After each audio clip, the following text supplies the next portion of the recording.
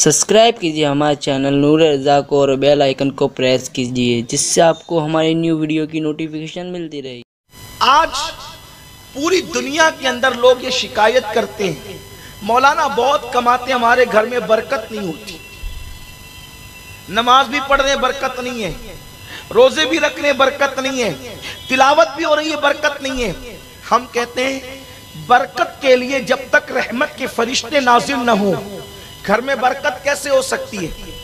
रहमत के फरिश्ते घर में आएंगे तो ही बरकत होगी, और रहमत के फरिश्ते घर में ना आए तो बरकत हो नहीं सकती। और रहमत के फरिश्ते कहां से चले जाते हैं, रहमत के फरिश्ते कहां से निकल जाते हैं? तफसीर रूहुल बयान शरीफ में एक बात लिखी है, बहुत ध्यान से सुने। रहमत के फरिश्ते कहां से चले जाते हैं? जब हजरत इब्राहीम अलैहिस्सलाम को आग में डालने के लिए नमरूद ने अलावा तैयार किया और आग जलाई, बहुत बड़ी आग जलाई, इतनी बड़ी आग जलाई कि वो आग जो है उसका अलावा जो उसका हौज था वो तकरीबन 80 गज बताया जाता है, और हर बंदा उसमें ला करके लकड़ियां, कोयले और ईंधन डालता। हत्ता कि औरतें मन्नतें मानती कि मेरे बच्चे को शिफा मिलेगी तो चरखा काट कर जितनी रकम आएगी वो सब इब्राहिम को जलाने के लिए मैं खर्च करूंगी।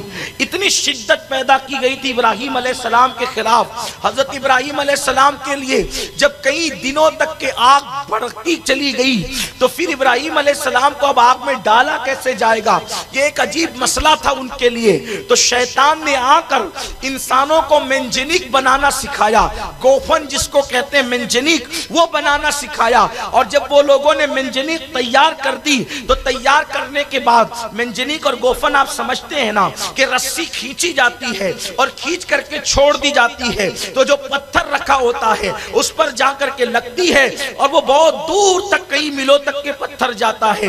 तो पत्थर की जगह हजरत इब्राहिम अलैहिस्सलाम को बिठाया गया और रस्सी खींची गई ताकि हजरत इब्राहिम अलैहिस्सलाम को आग में डाला जा सके। लेकिन इब्राहिम अलैहिस्सलाम को बिठाने से पहले नमरूदियों ने कई दिन तक के प्रैक्टिस की, कई दिन तक के उन्होंने मशक की कि हम रस्सी कैसे खींचेंगे। हर दिन रस्सी खींचते तो खिंचाती, हर दिन रस्सी खींचते तो खिंचाती। एक दिन ऐसा हुआ कि जब इब्राहिम अलैहिस्सलाम को आग में डालने की बात आई तो इब्राहिम अलैहिस्सलाम का कुर्ता उन्होंने उतार लिया और इब्राहिम अलैहिस्सलाम को बिठा दिया मेंजनीक के सिरे पर। फरिश्ते आओ फुगा करने लगे, रब से अर्ज करते मौला एक ही बंदा तो तेरा नाम लेता है, उसे भी जला दिया जाएगा, हम उसकी मदद करने के लिए जाना चाहते हैं, हम उसकी इमदाद करना चाहते हैं। तो अल्लाह ने फरमाया ठीक है जाकर के इमदाद करो। इधर से नमरूदी रस्सा खींचते हैं और उधर से फरिश्ते रस्सा खींचते हैं। तो फरिश्तों की ताकत के सामने नमरूदियों की ताकत फेल हो गई। तो उन्होंने कहा कल तक की ये रस्सा तो आसानी से खिंचा रहा था, आज ये क्यों नहीं खिंचाता? तो उस वक्त तो शैतान एक बुढ़े की शक्ल में आया और आने के बाद कहा कि ये रस्सा अभी खिंचा जाएगा, ये रस्सा अभी खिंचेगा, एक चंद औरतों को बुलाओ।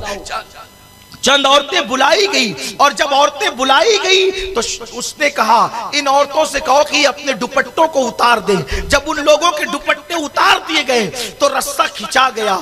लोगों ने पूछा हैरत है अब तक की रस्सा नहीं खिंचा रहा था, औरतों ने आकर के दुपट्टा क्या हटाया कि रस्सा खिंचा गया। तो उस वक्त शैतान ने जो बात बताई वो ये थी कि जो तुम इस तरफ से रस्सा खींच रहे थे उधर से रहमत के फरिश्ते रस्सा खींच रहे थे। लेकिन जैसे ही औरतों ने अपने सर को नंगा कर दिया, जहां औरतें अपने सरों को नंगा कर देती है वहां से रहमत के फरिश्ते चले जाते।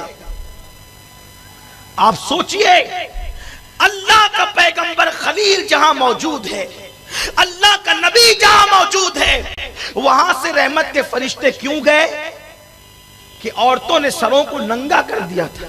नबी की मौजूदगी में भी अगर औरत सर को नंगा कर दे तो वहां से रहमत के फरिश्ते जा रहे। रिवायत से तो यही पता चलता है बज़ाहिर। अब आप मुझे बताएं, हम और आप कहते हैं घर में बरकत नहीं होती, तो हम अपने घरों का जायजा तो लें। क्या हमारे घर की औरतें दुपट्टा ओढ़ती हैं? घरों का माहौल क्या है? हमने यहूद और नसारा और मुशरिकीन की तरह तो घर का माहौल बना रखा है।